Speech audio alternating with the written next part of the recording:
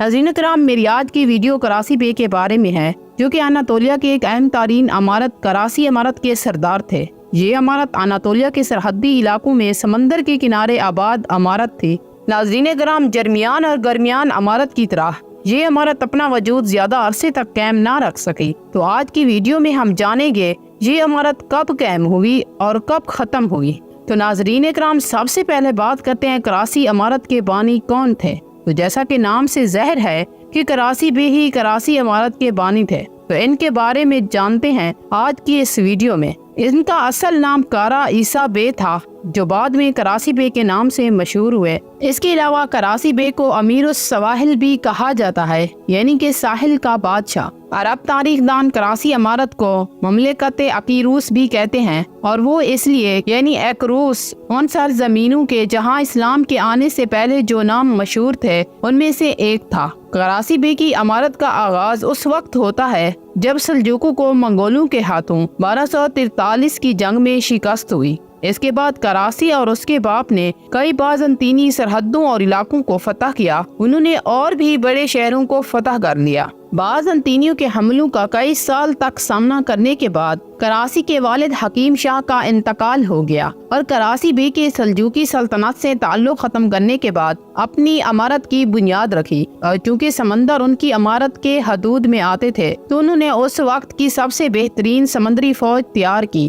اور بحری جنگوں پر مہارت حاصل کرنے کی کوشش کی۔ کراسی بے ترکوں کے بہت کام آئے۔ یہ وہ وقت تھا جب مغولوں کا دور دن بدن بڑھتا جا رہا تھا۔ تب انہوں نے اپنی امارت کے دروازے ترکوں کے لیے کھول دیے۔ کراسی بے کے حوالے سے ایک خاص بات یہ ہے کہ بہت سے تاریخ دان یہ دعویٰ کرتے ہیں کہ اس امارت کی جڑیں ترکی کی ایک اور امارت دانشمند سے جا کر ملتی ہیں، اور کراسی بھی دانشمند امارت سے تعلق رکھنے کے ساتھ ساتھ سلجوقوں کی طرف سے سرحدی علاقوں کے سردار بھی مقرر تھے۔ اور یہ دعویٰ تاریخ دان اس لیے کرتے ہیں کیونکہ ترکی میں بلخ شہر کے علاقے میں 2 قبروں کے کتبے موجود ہیں، جن میں سے ایک قطب ملک اور دوسرا ان کے بیٹے مصطفیٰ کا ہے۔ یہ دونوں کراسی خاندان سے تعلق رکھتے تھے۔ ان کی قبروں کے کتبوں سے معلوم ہوتا ہے کہ کراسی بے کی جڑیں ترکی کی دانشمند امارت سے جا کر ملتی ہیں، جس کے بانی کا نام دانشمند غازی تھا۔ کراسی بے سردار بننے کے تھوڑے ہی عرصے کے بعد میسیا کے خطے پر قبضہ کر کے اپنی امارت پر زبردست اضافہ کر لیا۔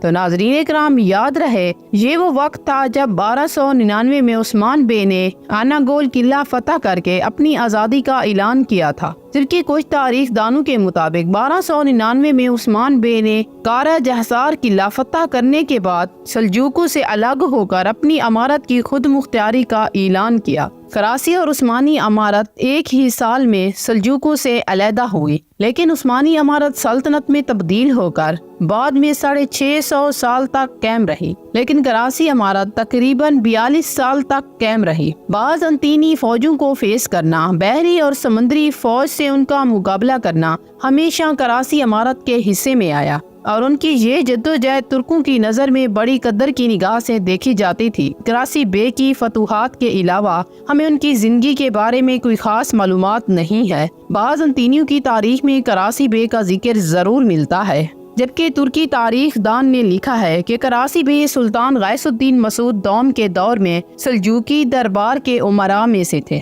اب آتے ہیں کراسی بے کی وفات کی طرف۔ تو اس کے بارے میں ایک تاریخ نہیں ہے کراسی بے کی وفات کس سال میں ہوئی، لیکن ان کی وفات کا اندازہ اس بات سے لگایا جاتا ہے۔ کراسی بے کے بیٹے اور بازنطینی ایمپرل کے ایک معاہدے سے معلوم ہوتا ہے کہ کراسی بے اس سے پہلے وفات پا چکے تھے، لیکن جو تاریخ دان ان کی وفات کا سال 1334 سے 1336 تک لکھتے ہیں۔ بلخ شہر میں موجود ایک کتبے پر ان کی تاریخی وفات 1338 بتائی گئی۔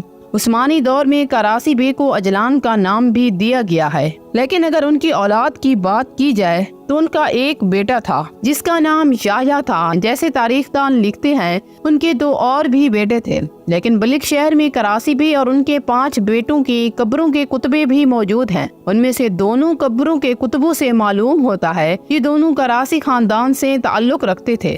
تو ناظرین کرام، یہ تو تھی میری آج کی ویڈیو کراسی بے کی زندگی کے بارے میں۔ اگر آپ کو ویڈیو میری اچھی لگی ہو تو اسے لائک کرنا اور شیئر بھی کر دینا۔ ملتے ہیں ایک نئی ویڈیو کے ساتھ، تب تک کے لیے اللہ حافظ۔